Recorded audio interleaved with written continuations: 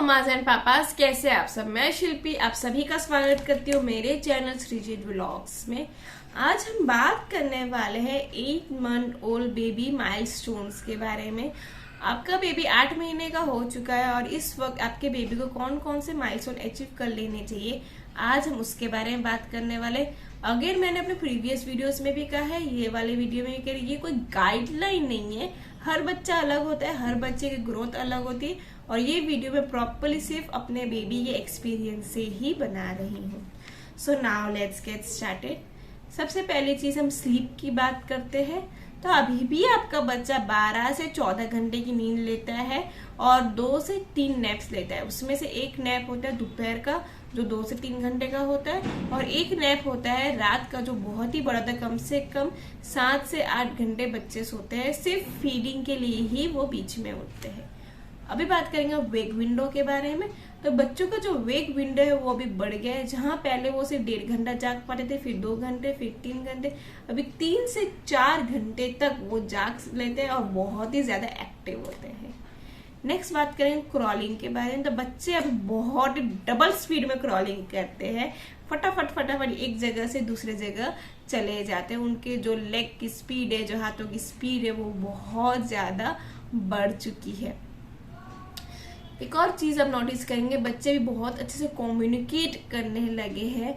अगर वो जोर जोर से हंसते, अगर आप उनके साथ हंसे, वो खेलेंगे, वो आपसे जोर जोर से आवाज निकाल के बात करेंगे। यस, अभी आप अपने बच्चे की प्रॉपर आवाज सुन पा रहे हो, जोर जोर से आ ई क्रूइंग, ग्रगलिंग, ये सारी चीजें आप अपने बच्चे के साथ महसूस कर पाएंगे। वो आप जब खेलेंगे वो सारी आवाजें वो बेबी आपका निकालता है। अभी वो जोर जोर से हंसने भी लगा है। अगर आप उसे कहीं बाहर लेकर जाते हैं, उसके साथ मस्ती करते तो वो बेबी आपका खुश हो रहा है, ये भी आप नोटिस करेंगे। अभी एक और चीज आप नोटिस करेंगे फूड रिलेटेड, वो ये होगा कि अभी आपका बच्चा 8 महीने का हो जाएगा तो मिनिमम 2 से 3 मील वो सॉलिड फूड का लेता होगा। लेकिन अगर नहीं भी ले रहा है, मान लीजिए 2-3 मील्स नहीं ले रहा है, कभी कभी 1 मील ले रहा है, वो भी नॉर्मल है। नॉर्मल इसलिए क्योंकि इस वक्त बच्चों की टीथिंग बहुत जोरों से हो रही होती है और जब भी बच्चों को टीथिंग होती है बच्चा तब खाना नहीं खाता है, वो खाने को अवॉइड करता है, वो ज्यादा लिक्विड फूड ही प्रेफर करते हैं। तो 8वां महीना 9वां महीना ऐसा होता है जब बच्चों की टीथिंग बहुत जरूर से होती है। आप नोटिस करेंगे सामने के 2 दांत उनके आ रहे होते हैं, वो प्रोसेस में होते हैं, इस वजह से उनको टीथिंग होती है।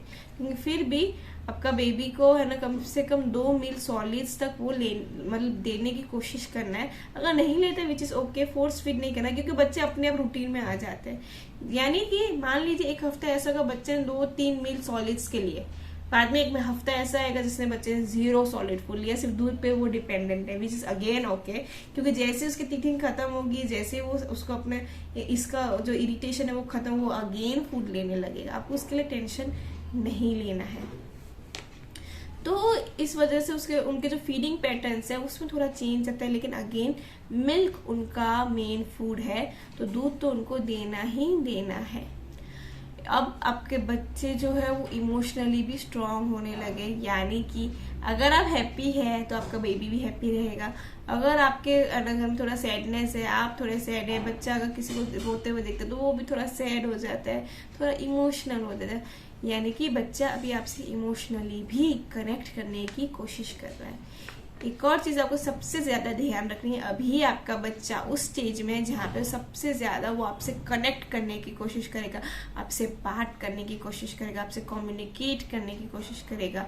तो इस वक्त आपको अपने बच्चे के साथ एक प्रॉपर कम्युनिकेशन करना जरूरी है। उसके साथ आपको प्रॉपर खेलना, उससे बातें करना, उसे स्टोरी सुनाना, उसे राइम सुनाना, उसको एक प्रॉपर टाइम देना बहुत ज्यादा जरूरी है। इस दौरान क्या होता है, बहुत सारे पेरेंट्स वर्किंग भी होते हैं, विच इज ओके, सबकी अपनी अपनी प्रायोरिटीज होती है, लेकिन बच्चा कभी कभी अकेला रह जाता है।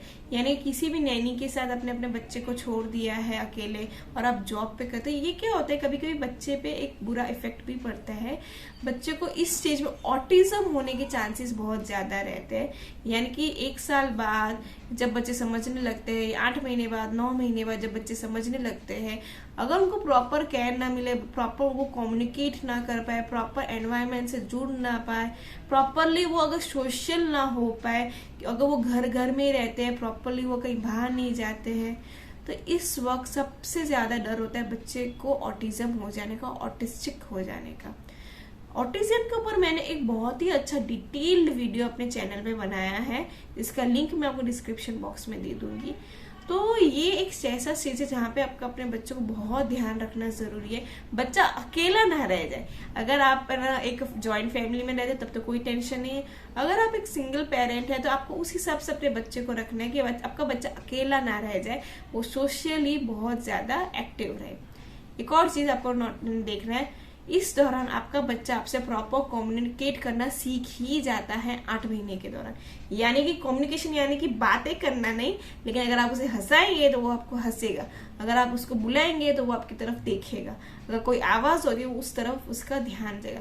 मान लीजिए कि आपका बच्चा ये सारी चीजें नहीं कर रहा है, यानी कि आप बुला रहे हो फिर भी अपनी तरफ खेले जा रहा है, आपकी तरफ देख ही नहीं रहा है, बहुत सारी आवाज आ रही है लेकिन वो फिर भी अपने आप में ही है, वो बिल्कुल भी रिएक्ट नहीं कर रहे, तो आपको अलर्ट हो जाना है कि कुछ तो गड़बड़ है, शायद ये ऑटिज्म की तरफ चांसेस हो रहे हैं। तो आपको तुरंत ही अपने डॉक्टर को दिखाना है, क्योंकि ये एक साइन होता है कि बच्चे अगर आपसे कम्युनिकेट 8वें महीने में अगर आपका बच्चा आपसे कम्युनिकेट नहीं कर रहा है, वो खेल नहीं रहा है, वो किसी चीज में इंटरेस्ट नहीं ले रहा है, वो चुपचाप से है, अपने आप में है, तो आपको अलर्ट हो जाना है एज अ पेरेंट।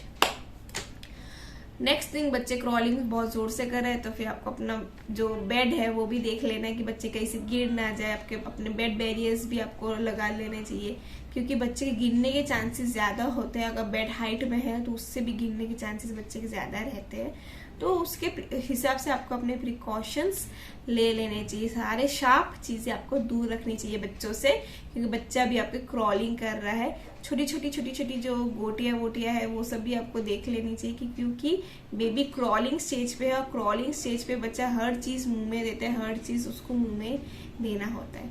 तो ये कुछ माइलस्टोन्स है जो आप अपने 8 महीने के बच्चे में नोटिस करेंगे। अगर आपको मेरा ये वीडियो पसंद आया then please like, share and subscribe my channel Shreejit vlogs. Thank you so much.